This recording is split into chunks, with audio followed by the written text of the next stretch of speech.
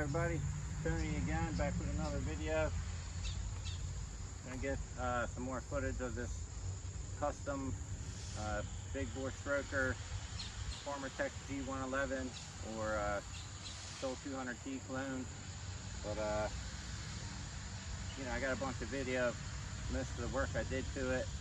But you know, it's got a no 24 crankshaft that I machined to fit, and a highly modified 026 cylinder, and 42mm piston from a Husqvarna blower, but it's not running too bad. So I got a slightly better piece of pin yoke over here.